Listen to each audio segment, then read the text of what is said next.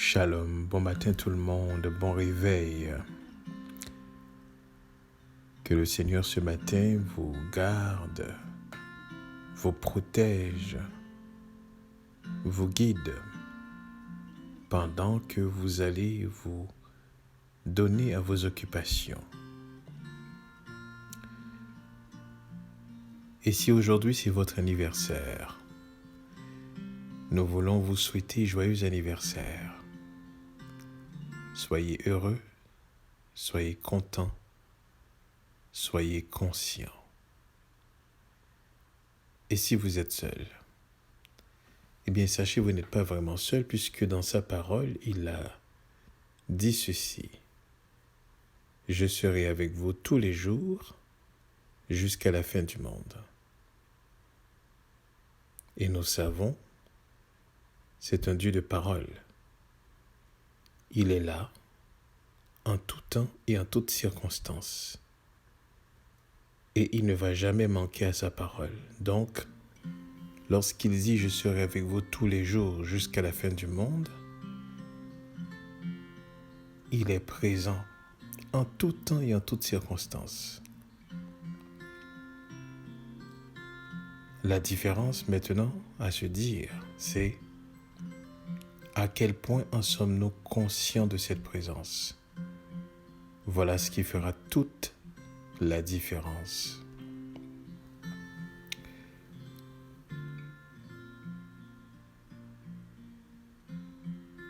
En ce 4e jour, j'aimerais voir avec vous le livre de Yohanan, la lettre de Jean, 1 Jean 2, le verset 15. Jean qui parlait un langage tout à fait particulier. Un langage très sage, mais aussi très profond. Et dans ce chapitre, dans ce verset, Jean dit ceci, et je lis pour vous. N'aimez point le monde, ni les choses qui sont dans le monde.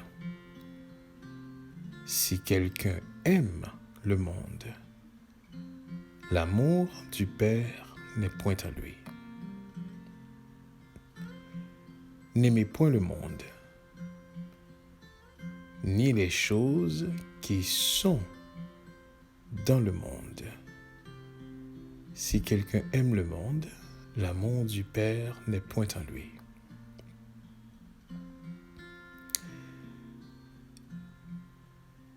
Hier, on a vu que le mot « monde » était utilisé et on va poursuivre de regarder comment le mot « monde » est utilisé dans plusieurs contextes. Et à chaque fois, c'est un mot qui est vaste. On ne peut seulement pas l'attribuer un sens sans regarder le contexte des versets. Ici, Jean encore utilise le mot « monde » pour dire « n'aimez point le monde ». Non seulement de ne pas aimer le monde, ni les choses qui sont dans le monde. J'aimerais que vous compreniez ceci. Il y a un monde dans le monde. Il y a tout un monde dans le monde. Un monde qui n'émane pas de Dieu. Dans son monde. Un monde qu'il n'a pas forgé dans son monde. Un monde qui n'est pas compatible à lui-même dans son monde. Donc, lorsque Jean dit « n'aimez pas le monde », ici, le mot « monde » n'a pas le sens de la création, attention.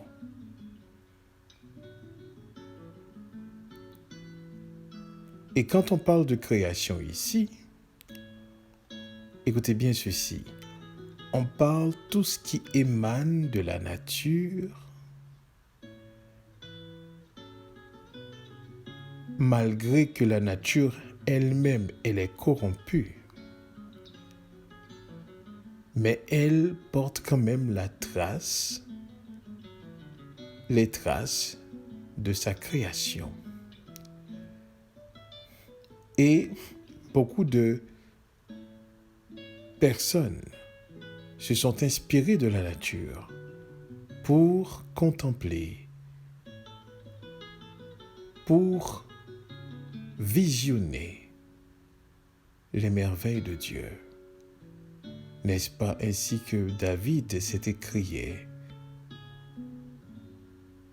que tout ce que Dieu fait est merveilleux. Et quand il regarde la terre, les étoiles, quand il regarde l'immensité de la mer,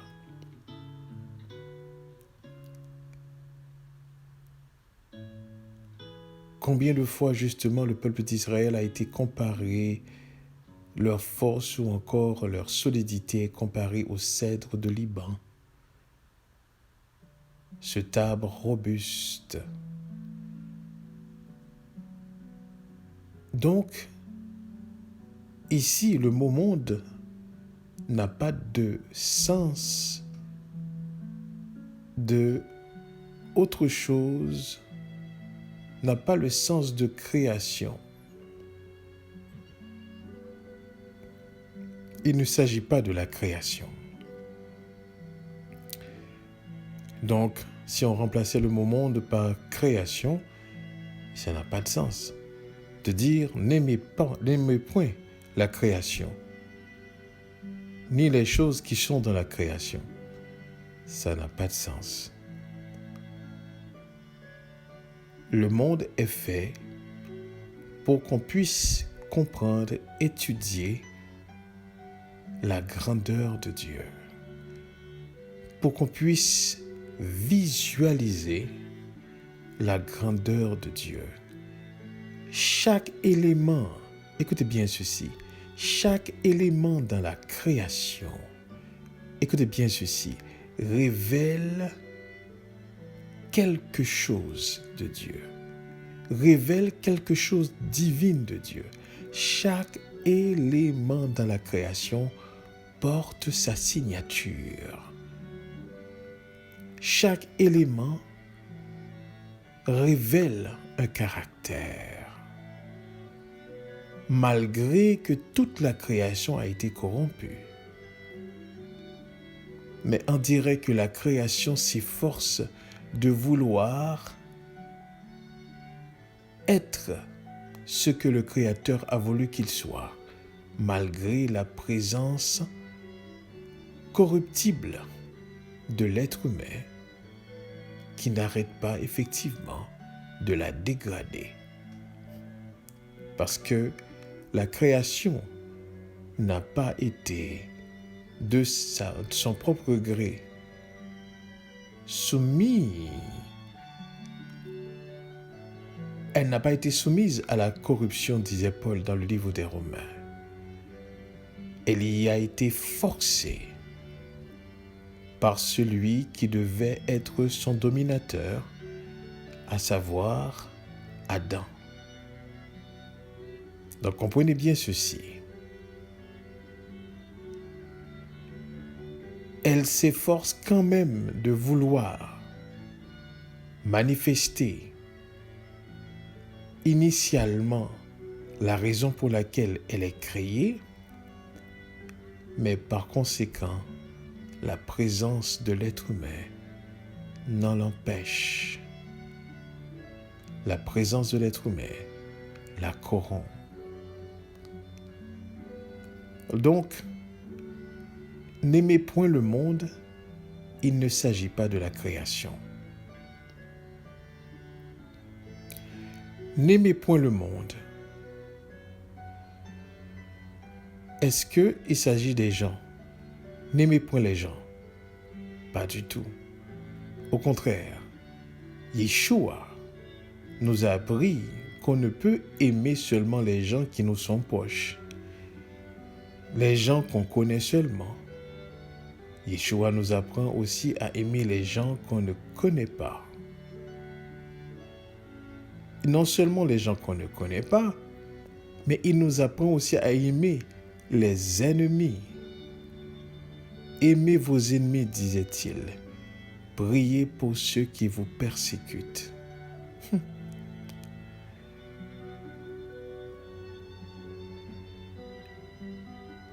C'est une chose incompatible à l'esprit humain. Comment aimer ceux qui nous haïssent? Comment aimer ceux qui nous font du mal? Comment aimer ceux qui nous maltraitent? Comment aimer ceux qui nous voient mal? Comment aimer ceux qui nous ont rendus esclaves? Comment aimer ceux qui se croient supérieurs de nous?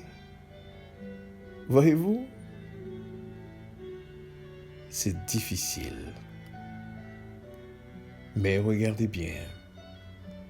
Ici, il n'est pas question d'aimer avec la force humaine. Car ce n'est pas la force humaine qui peut manifester, qui peut révéler de tel amour. Il faudrait que vous soyez en mesure de pouvoir voir au-delà de l'acte d'inimitié, de l'acte d'hostilité, de la haine. Il faudrait que vous soyez en mesure de voir au-delà de cela pour que vous puissiez effectivement manifester de tel amour dont il s'agit ici. Lorsque Yeshua dit « Aimez vos ennemis, priez pour ceux qui vous persécutent ». Ici, il ne s'agit pas simplement d'agir comme quelqu'un qui aime, de faire semblant de prier lorsque le cœur ressent différemment.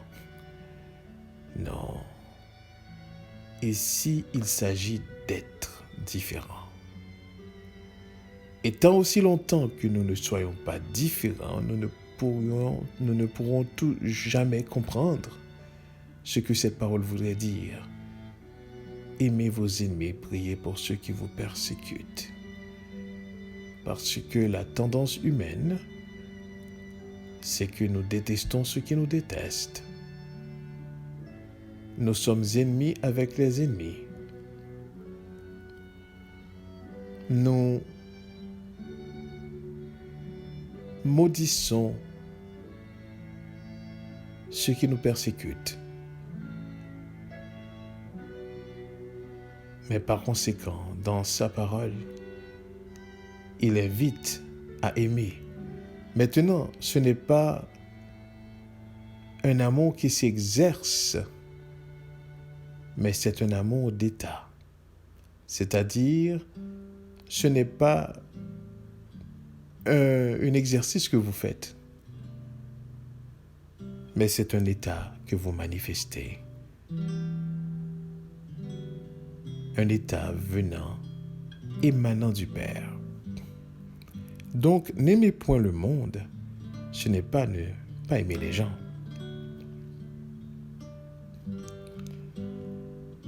Et comme je vous disais, il y a un monde dans le monde. Donc, un monde dans la création de Dieu. Et c'est un monde mécanique, un monde artificiel, un monde qui n'est pas compatible à la nature.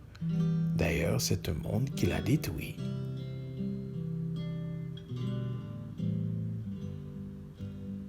C'est ce monde que Jean nous invite à ne pas aimer. Un monde qui se croit indépendant. Un monde qui croit se passer de Dieu. Un monde qui se croit autosuffisant. Un monde qui est hostile aux choses de Dieu. Un monde qui se construit tout en mettant de côté tout ce qui est divin. Un monde qui ne reconnaît pas la force divine. Ce monde a sa philosophie. Ce monde a sa science. Ce monde a ses religions. Ce monde a son Dieu. C'est un monde qui copie. C'est un monde qui imite. C'est un monde qui cherche satisfaction. C'est un monde qui ne croit qu'à ce qu'il voit. C'est ce monde qu'il ne faut pas aimer. Car aimant ce monde, disait Jean, eh bien, vous allez être incompatible, impropre à l'amour du Père. Parce qu'écoutez bien, dans son monde, ce monde s'est créé.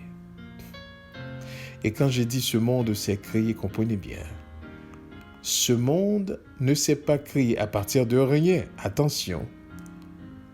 C'est pour ça le mot créer n'a pas vraiment de sens pour décrire ce monde. Dirais-je plutôt, ce monde s'est érigé. Ce monde s'est érigé à partir du monde de Dieu. C'est l'une des raisons pour laquelle c'est un monde copié, mécanique, artificiel. Et laissez-moi vous dire, c'est un monde tout périt. C'est un monde tout meurt. C'est un monde qui passe. C'est un monde qui ne peut rien offrir de durable. Voici le monde qu'il ne faut pas aimer. Ni ce monde, ni les choses qui émanent de ce monde. Et quelles sont les choses qui émanent de ce monde? La vanité, l'orgueil de la vie, n'est-ce pas? C'est des choses comme ça qui émanent de ce monde. L'égoïsme. Il y a toute une liste que dans le livre de Galates ou dans le livre de Romains aussi que Paul fait de ce monde dont il s'agit. C'est un monde à problème. Un monde, il ne peut y avoir de paix. Et si vous voyez qu'il y a une forme de paix, elle n'est pas vraiment une paix, elle est une apparence. Voici le monde que Jean est en train de parler, de décrire ici, quand il parle de ne pas aimer le monde. Le monde dans le monde de Dieu. Le monde dans le monde d'Élohim. C'est ce monde qui est voué à la destruction. C'est un monde où est-ce que l'homme se propose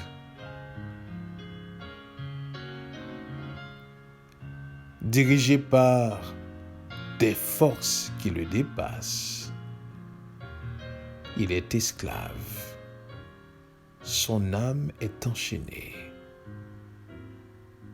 Et il vit dans une forme d'illusion, se croyant libre.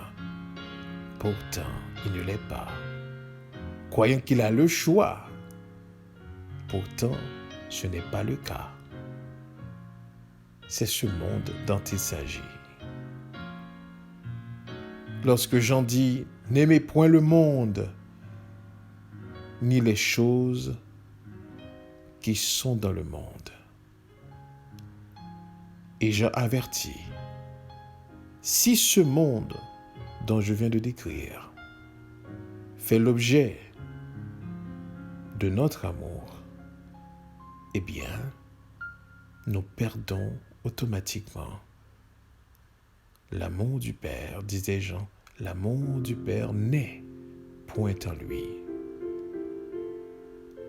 Il n'y a pas possibilité de cohabitation entre l'amour de ce monde dont il s'agit ici et l'amour du Père, parce qu'il n'a pas créé ce monde, mais ce monde s'est érigé à partir de sa création. Ce monde utilise sa création pour s'ériger. Il ne reconnaît pas ce monde-là. Ce monde est impropre à son monde qu'il a créé.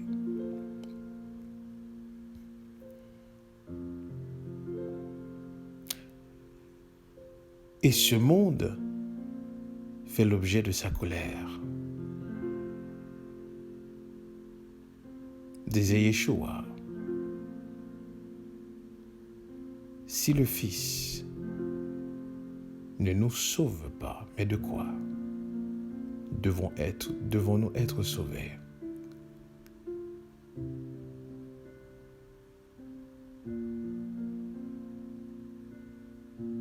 Ce monde demeure sous la colère de Dieu. Dieu est en colère contre ce monde, car il va contre tous les principes de sa volonté.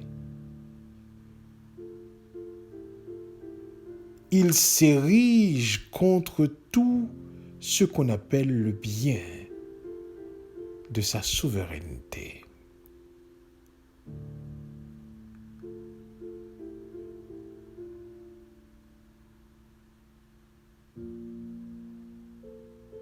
C'est ce monde que Jean nous invite à ne pas aimer. Et si nous ressentons de l'attachement, eh bien Jean dit, l'amour du Père n'est point en toi si tu t'attaches à ce monde. Et c'est ce monde aussi qui a peur de mourir. Parce que la signification et la définition de la vie ne se trouve qu'à sa vue. En dehors de sa vue, rien d'autre n'existe.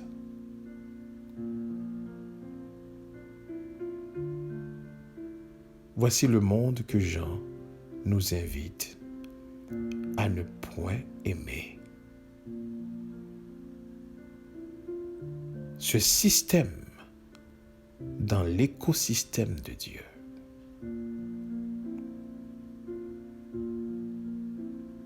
Jean nous invite à ne pas aimer ce monde. Ni les choses, c'est-à-dire ni les éléments qui émanent de ce monde. Sa construction, ses événements, ses fêtes, ses moments de joie. Jean nous invite à ne pas aimer les choses qui sont dans ce monde.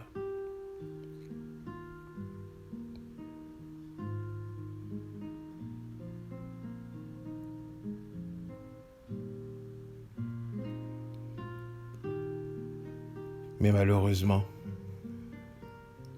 par ignorance.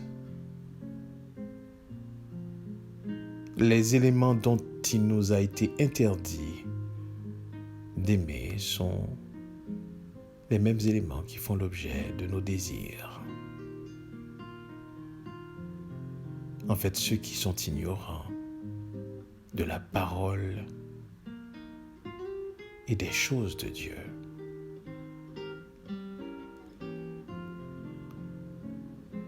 Et Yeshua lui-même nous a tracé un exemple de simplicité, ayant vécu dans ce monde, mais se détachant totalement de ce monde pour ne s'attacher qu'à son Père. Yeshua s'est dépossédé de tout ce qui est de ce monde, disait-il.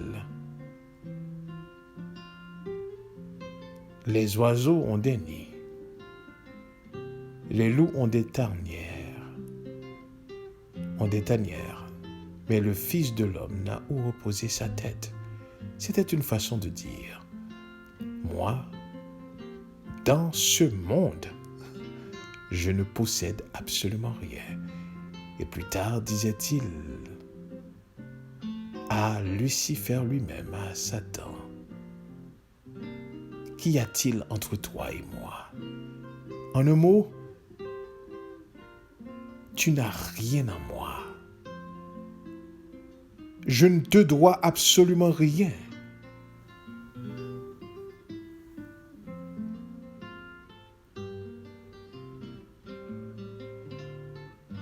Peut-on dire aujourd'hui, qu'y a-t-il entre ce monde et nous?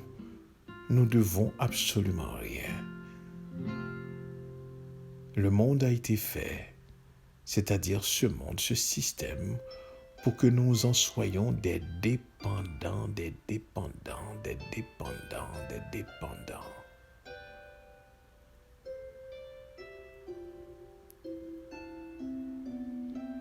Nous sommes tellement dépendants que nous ne pouvons imaginer comment vivre de manière détachée de ce système, de ce monde.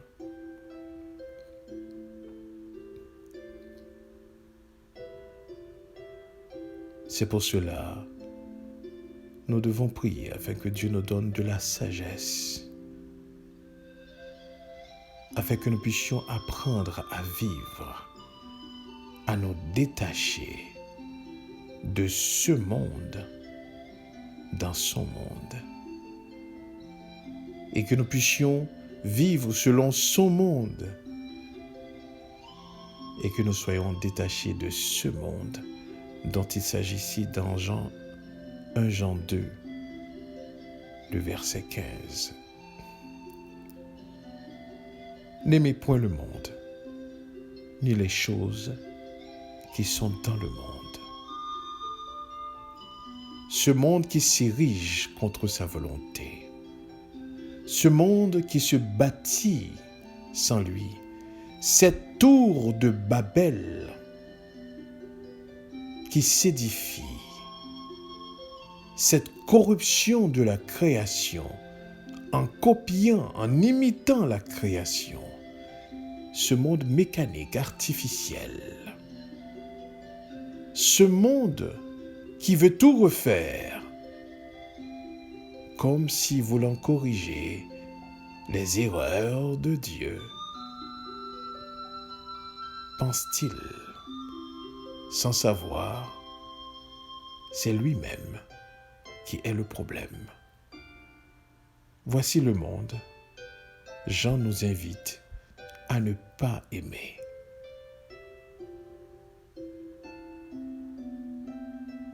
N'aimez point le monde, ni les choses qui sont dans le monde. Si quelqu'un aime le monde, l'amour du Père n'est point en lui. Que le Seigneur nous permette de comprendre la profondeur de cette parole ce matin et qu'il nous invite davantage à saisir et à voir ce monde pour ce qu'il est et nous apprenne à nous détacher de ce monde. Que Dieu vous bénisse. Restons conscients de sa présence. Amen.